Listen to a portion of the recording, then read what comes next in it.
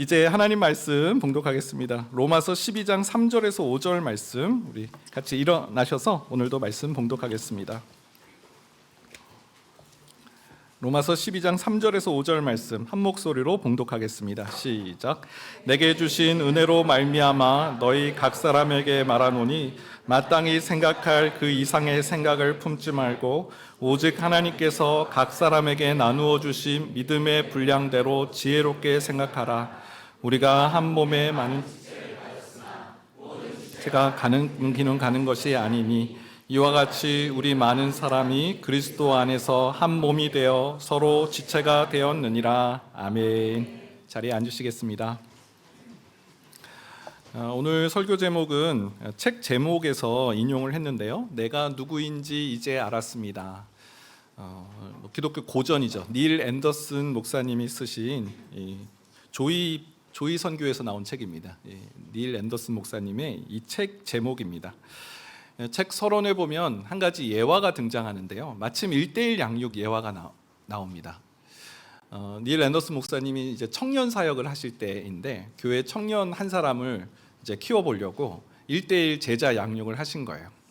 목사님도 말씀 가르치는데 열정이 있고 또 마침 그 청년 역시 배우고자 하는 열정이 있어서 두 사람이 앞으로 이 6개월간의 1:1 양육을 통해서 얼마나 놀라운 일들이 일어날까 기대하는 마음으로 시작을 했다고 합니다.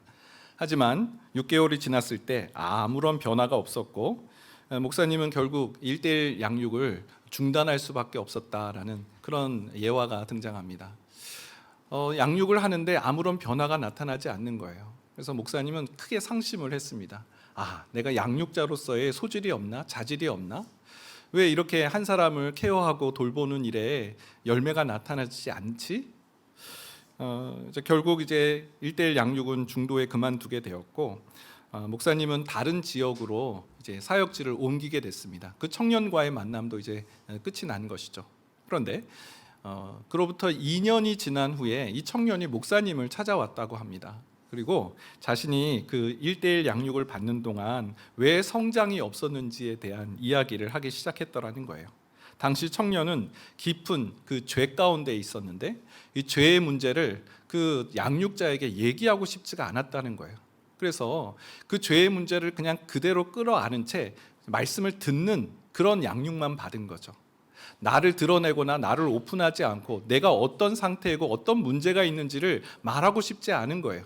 그냥 좋은 말씀만 계속 나를 들려 듣는 것으로 덧입혀지는 것을 기대한 것이죠. 그랬을 때 아무런 변화가 일어나지 않았다라는 거예요. 닐 앤더슨 목사님은 그 실패의 이유를 이렇게 정리를 합니다. 제가 인용을 해봤는데요. 나는 왜 그를 제자로 잘 길러보려던 노력이 실패했는지 이유를 깨닫게 되었다. 나는 그가 어디에서부터 시작해야 하는지 분별하지 못한 채 그를 다른 곳으로 데려가려고 했었다. 자신이 누구인지 이해하지도 못하고 자신을 받아들이지도 못한 그를 훈련시키려고 애만 쓴 것이다. 여러분, 이 대목이 참 우리가 유념해야 될 내용이라고 생각합니다. 목사님이 뭘 발견했습니까? 내가 어떤 상태인지 이해하지 못하는 사람에게 말씀을 가르치려 했고 그를 다른 곳으로 끌어가려고 했지만 그 사람은 절대 움직이지 않았다라는 거예요.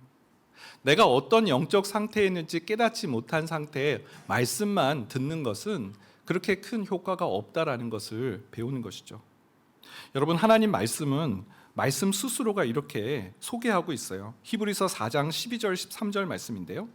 하나님의 말씀은 같이 읽어보겠습니다. 시작. 하나님의 말씀은 살아있고 활력이 있어 좌우에 날선 어떤 검보다도 예리하여 혼과 영과 및 관절과 골수를 찔러 쪼개기까지 하며 또 마음의 생각과 뜻을 판단하니 지으신 것이 하나도 그 앞에 나타나지 않음이 없고 우리의 결산을 받으실 이의 눈앞에 만물이 벌거벗은 것 같이 드러나느니라. 하나님의 말씀은 살아있고 활력이 있어요. 하나님의 말씀은 움직이는 거예요. 말씀은 그저 좋은 말씀, 텍스트, 죽은 활자가 아니라는 거예요. 운동력이 있어서 사람을 변화시키는 말씀이라는 거죠. 그러면 이 변화가 어떻게 일어나는가 봤더니 말씀이 날이 선 검과 같아서 우리의 영혼, 우리의 혼과 영, 보이지 않는 영역을 찌르고요. 또 관절과 골수, 눈에 보이는 외적인 부분을 찔러 쪼개서 밝히 드러내는 거예요. 우리의 마음과 생각과 뜻을 판단해요. 이게 어떤 것인지, 우리의 속마음이 어떤지를 밝히 드러내신다는 거예요.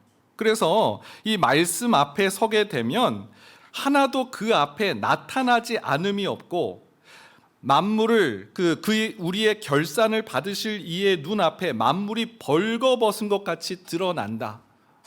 말씀 앞에 서게 되면 우리의 실체, 우리의 영적인 상태가 벌거벗은 것처럼 드러나는 일이 일어나야 이 말씀의 능력이 나타나는 과정이라는 것이죠. 나는 하나도 바뀌지 않을 거야. 나는 이 말씀이 그저 나를 그냥 난 좋은 말씀 듣기만 원하지 나는 나를 드러내지 않을 거야. 여러분, 그렇게 해서는 말씀이 우리 가운데 역사되어지는 부분들이 이루어질 수 없다라는 거죠. 우리가 하나님 말씀을 들을 때, 혹은 큐티를 할 때, 또 내가 통독을 할 때, 설교 말씀을 들을 때 우리는 이 기도 제목으로 하나님 앞에 기도해야 돼요.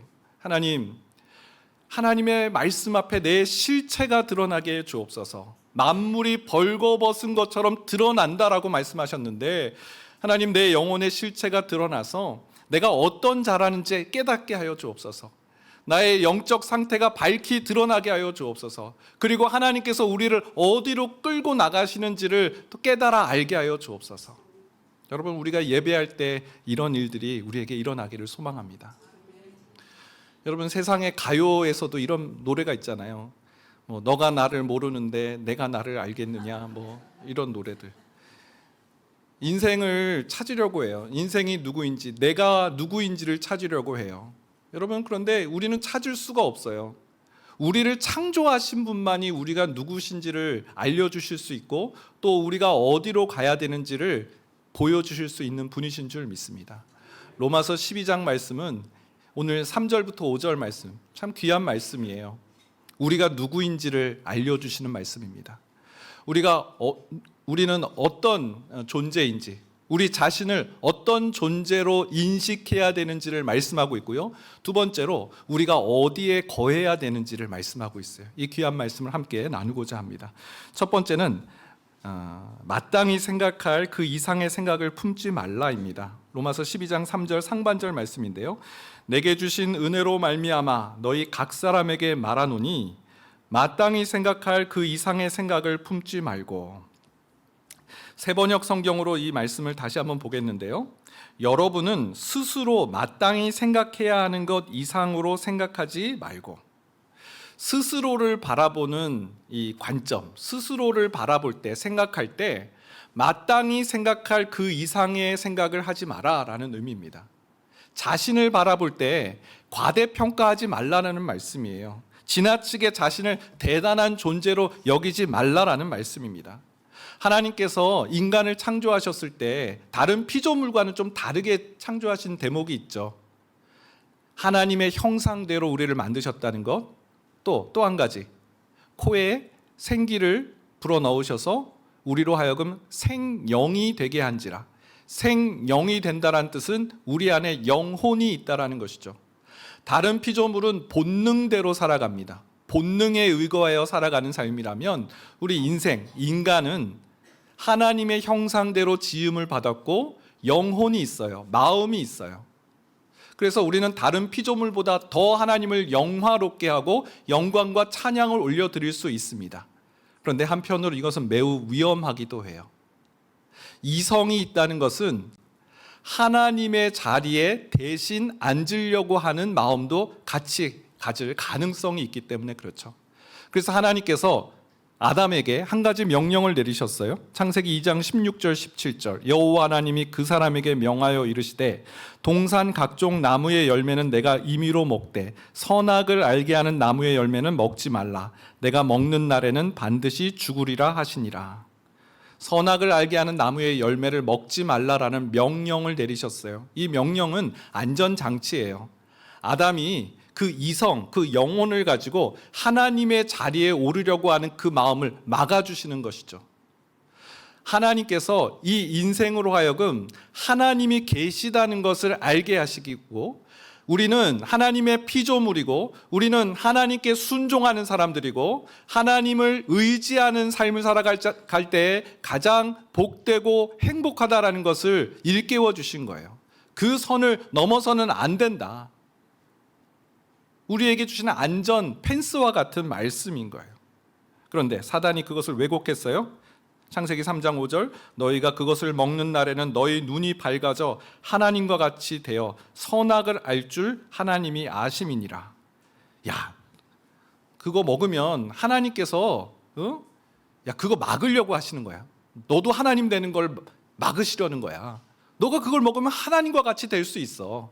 스스로를 높게 생각하는 거죠. 스스로를 마땅히 생각할 그 이상의 생각을 갖게 하는 거죠. 여러분, 사단의 공격은 바로 이런 거예요. 우리는 사단의 공격을 분별해야 돼요. 무슨 생각으로 우리를 유혹하는가? 무슨 생각이 들게끔 하는가? 하나님이 정해주신 그 마땅히 생각할 그 이상의 것을 생각하게 한다는 거예요. 아담뿐만이 아닙니다. 다윗의 예를 들어볼까요?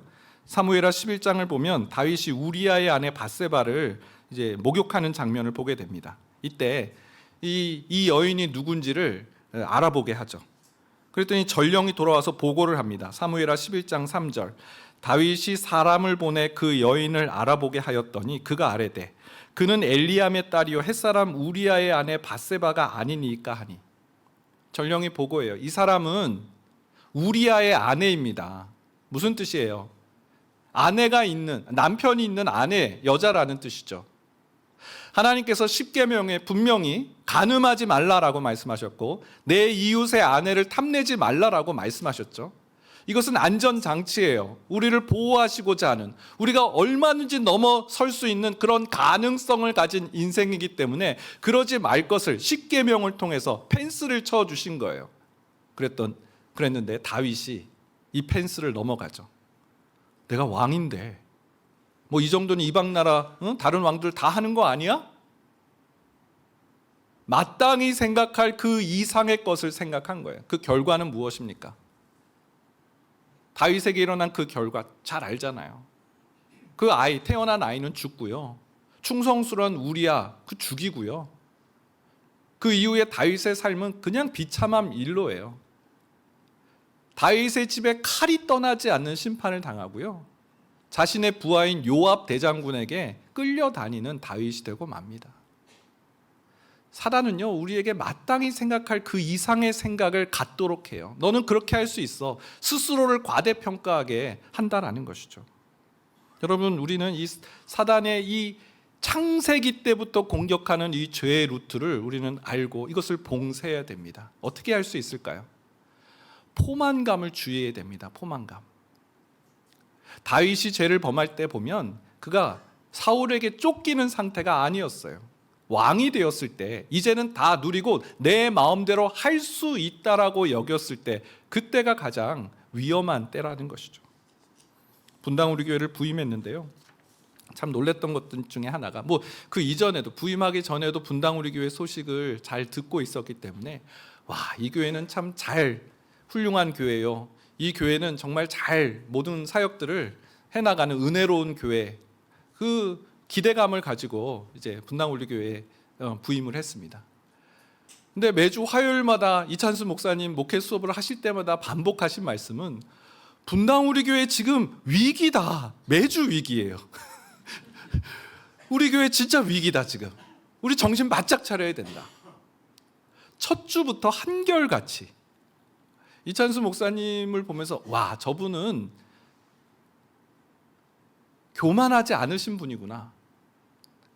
늘 이 말씀을 반복하셨어요. 빌립보서 3장 12절 말씀인데요. 내가 이미 얻었다 함도 아니요 온전히 이루었다 함도 아니라 오직 내가 그리스도 예수께 잡힌 바 된 그것을 잡으려고 달려가노라. 종이 무슨 권리가 있냐? 포만감에 젖지 않으시는 목사님의 모습을 보면서 참 많이 배웠습니다. 담임 목회자가 되니까요, 이전에 비하면 많은 권한이 있습니다. 어떤 사역을 계획하고 준비하고 그대로 실행할 수 있는 그런 권한을 담임 목회자에게 주셨어요. 리더십을 발휘할 수 있는 권한을 하나님께서 권세를 주신 것이죠. 참 위험합니다. 너무 위험해요. 그래서 하나님 앞에 새벽마다 이 일을 놓고 기도해요. 하나님, 이 자리에 세워주셨는데 까딱 제가 인간적인 방법으로 또 포만감에 젖으면 안 되는 줄 압니다. 하나님 도와주세요. 그러던 중에 우리 수영록교회 정필도 목사님 글을 좀 보게 됐어요. 저의 이정표로 삼기로 했습니다. 정필도 목사님 40년 이제 목회 사역하시고 은퇴하실 때 이런 말씀하셨는데요. 그동안 자신의 사역은 하나님께서 담임 목사님이시고 저는 교육 전도사로 40년 넘게 사역했습니다. 이렇게 표현하시더라고요. 하나님의 지령을 늘 받고 하나님이 말씀하신 대로 그대로 움직였다라는 것이죠. 여러분, 요셉을 한번 볼까요? 창세기 39장 9절에 보니까요, 이 집에는 나보다 큰 이가 없으며 주인이 아무것도 내게 금하지 아니하였어도 금한 것은 당신뿐이니 당신은 그의 아내임이라. 그런즉 내가 어찌 이 큰 악을 행하여 하나님께 죄를 지으리까. 보디발의 집에 가정총무로 있을 때 이 요셉에게 주인이 다 맡겼어요. 단 한 가지, 그 주인의 아내는 금한 것이죠. 요셉은 그 선을 안 거예요. 내가 이 선을 넘어서는 안 된다라는 거. 그러면서 그 아내는 하나님, 내가 어찌 이 죄를 지어서 하나님 앞에 죄를 범할 수 있겠습니까? 늘 하나님을 의식한 거예요. 다윗은 그때 하나님을 의식하지 않았어요. 아담도 하나님을 의식하지 않았어요. 하나님과 같이 되고자 했던 것이죠. 사랑하는 여러분, 죄가요 얼마나 교묘하게 우리를 넘어뜨리는지 모릅니다. 마땅히 생각할 그 이상의 것을 생각하지 않도록 하나님께서 우리에게 하나님 말씀을 주셨어요. 그 말씀 안에 거하시길 바랍니다. 선을 넘지 않는 우리 모든 충성스러운 주의 종들 되시길 축원드립니다. 두 번째는 믿음의 분량대로 지혜롭게 생각하라예요.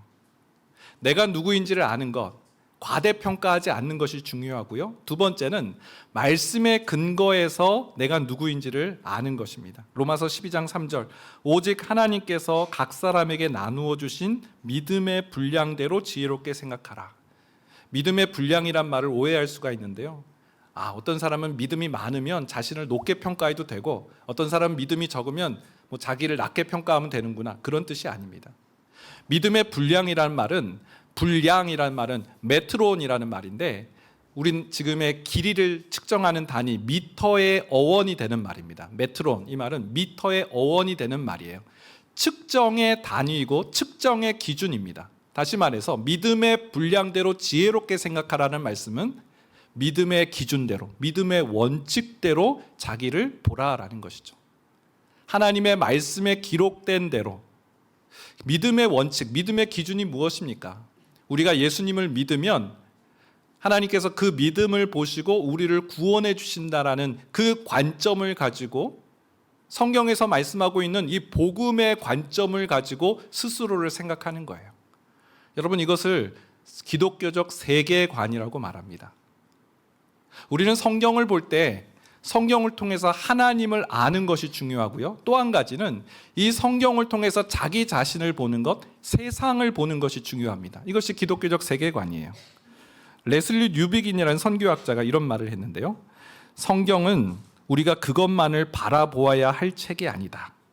성경은 그것을 통해 보아야 할 책, 즉 안경이다.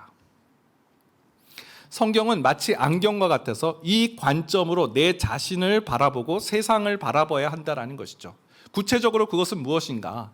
기독교적 세계관은 창조, 타락, 구속의 관점으로 세상을 보고 자신을 보는 것입니다. 창조의 관점으로 세상을 보고 자신을 보는 거예요. 창세기 1장 1절 말씀에 보면 태초에 하나님이 천지를 창조하시니라 라고 말씀하셨어요.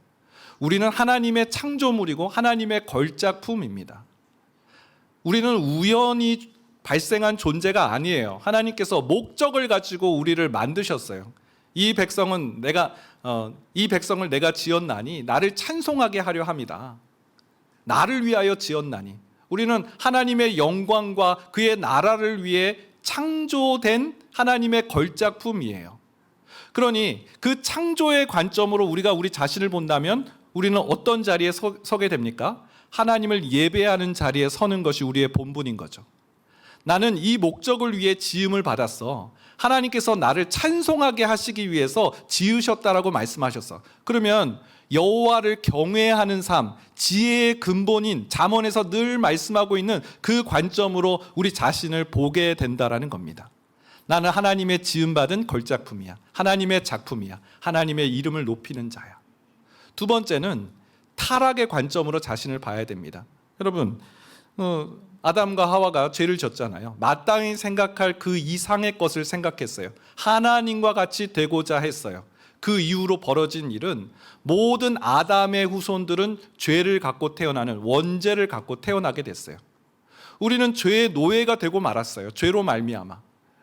죄에서 벗어날 길이 없는 그런 존재가 되었어요. 이 사실을 아는 것이 너무너무 중요합니다.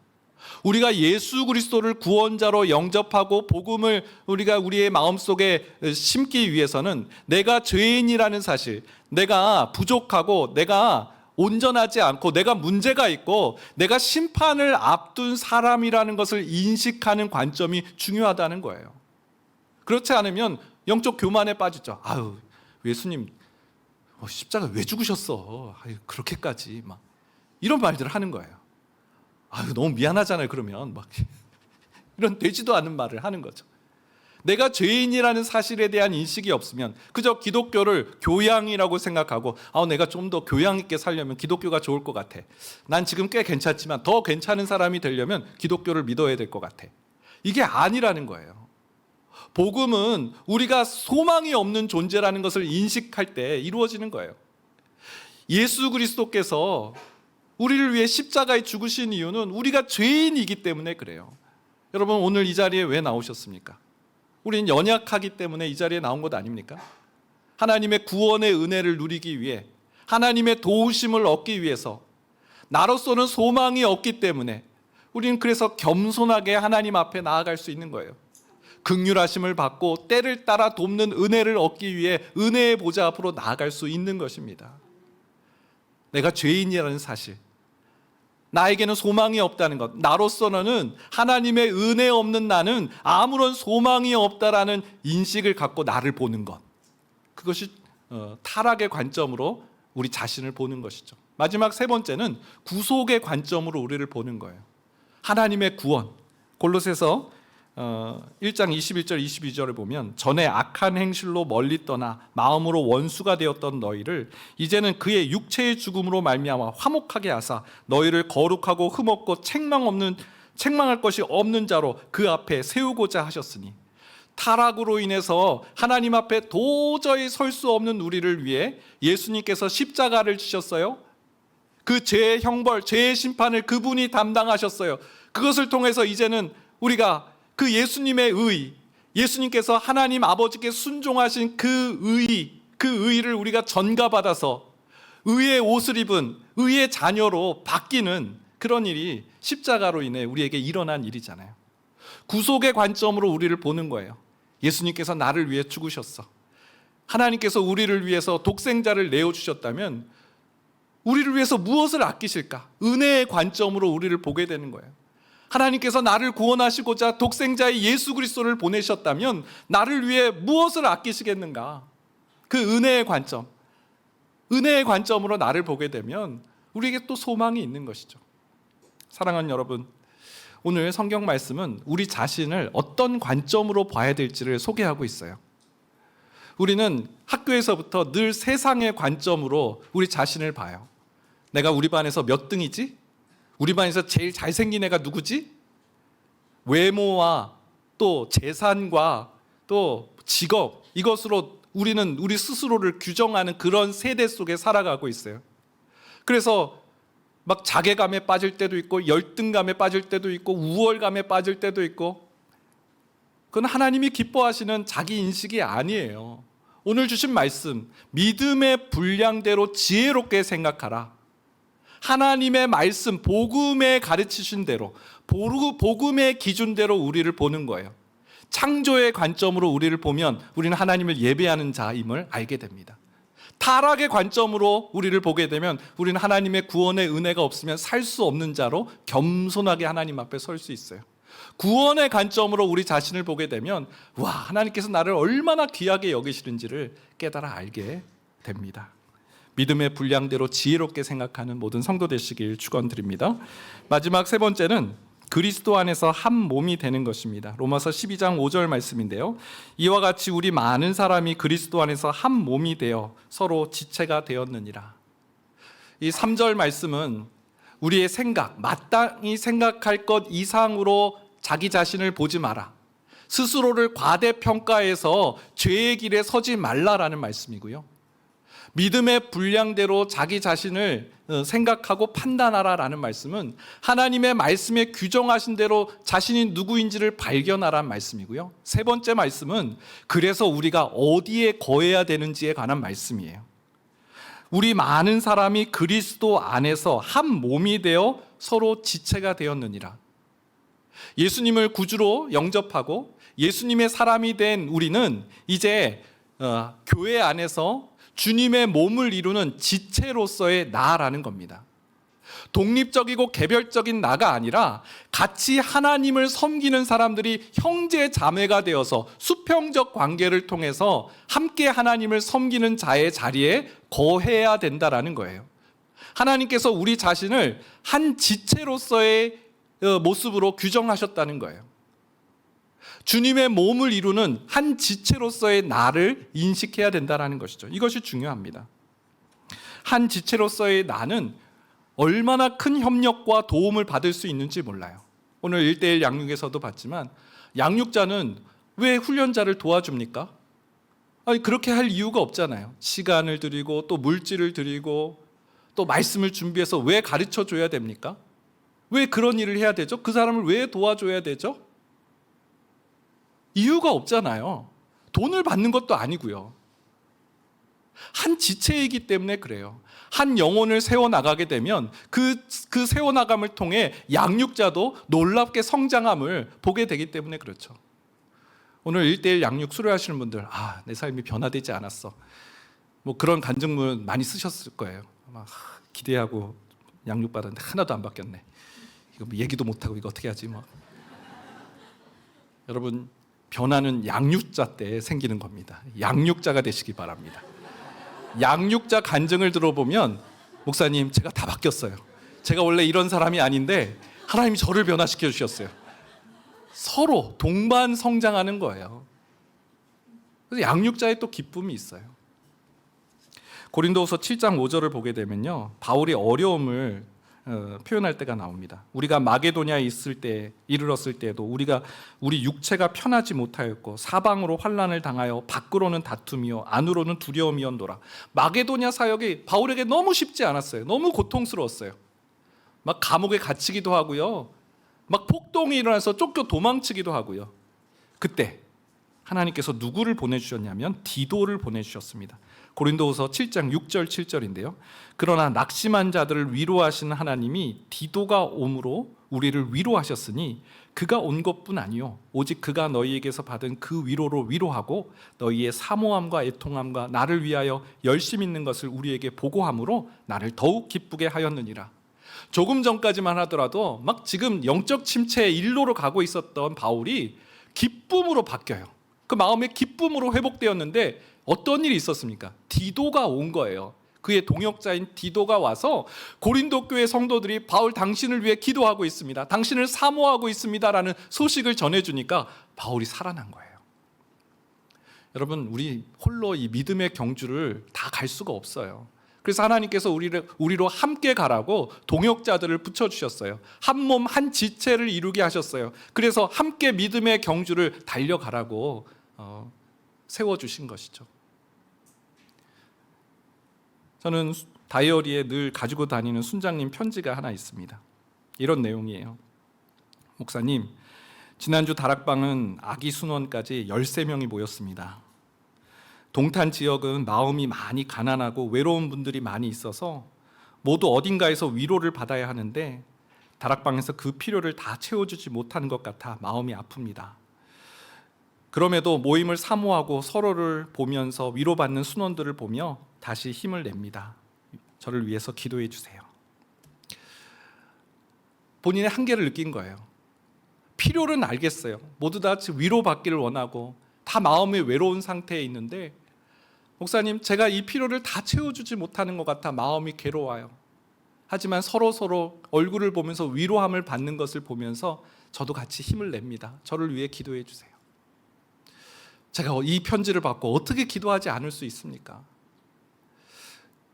그런데요, 여러분, 하나님께서 우리를 목사님만 그런 자리에 세우신 것이 아니라 한 지체로 세워주셨어요. 한 몸을 이루는, 서로가 서로에게 축복하고 위로하는 격려자로 세워주셨습니다. 그래서 우리는 유대감을 형성하는 일을 해나가야 돼요.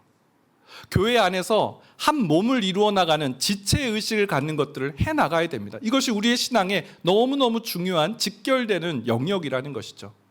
공동체성을 세워나가는 일에 우리는 집중해야 돼요. 그리고 공동체성을 가로막고 방해하는 것을 우리는 방치해서는 안 됩니다.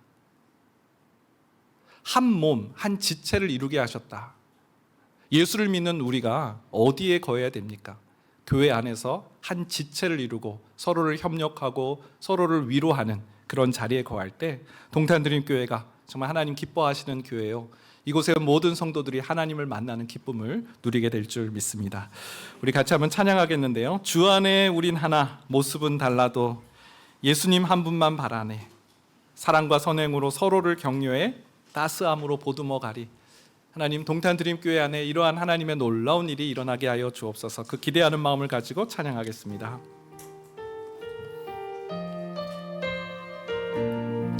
주 안에 우린 하나, 주 안에 우린 하나, 모습은 달라도 예수님 한 분만 바라네. 사랑과 선행으로 서로를 격려해 따스함으로 보듬어 가리.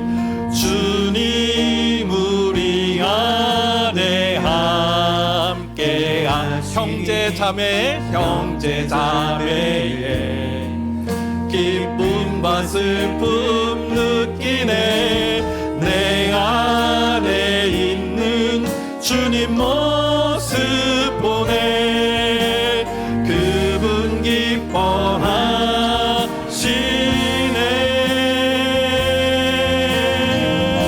주님 우리를 통해 계획하신 일, 부족한 입술로 찬양하게 하시니.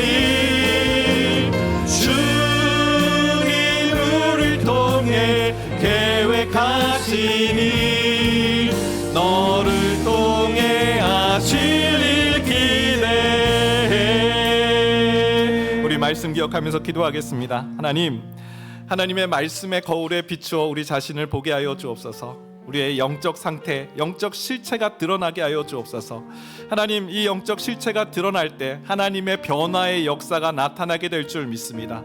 나는 하나도 안 바뀌고 나는 꽁꽁 싸매어두고 그저 좋은 말씀 듣기를 원하는 그런 태도를 버리게 하여 주시고, 하나님, 성령님, 나의 영적 실체를 직면하고 주님, 이 나의 죄성을 하나님 앞에 놓고 회개하며 변화되기를 소망하는 자 되게 하여 주시옵소서. 마땅히 생각할 그 이상의 생각을 품지 않게 하여 주시고, 포만감에 젖지 않게 하여 주시고, 하나님의 말씀의 선을 늘 인식하고 주님을 두려워함으로 내가 어찌 하나님 앞에 이 죄를 지으리요, 요셉과 같이 하나님을 인식하는 삶을 살아가게 하여 주옵소서. 믿음의 분량대로 스스로를 생각하게 하여 주시고, 믿음의 공동체 안에서 서로를 섬기며 서로를 위로하며 격려하는 동탄드림교회 모든 성도 되게 하여 주옵소서. 주여 한번 해주시고 기도하며 나가겠습니다. 주여,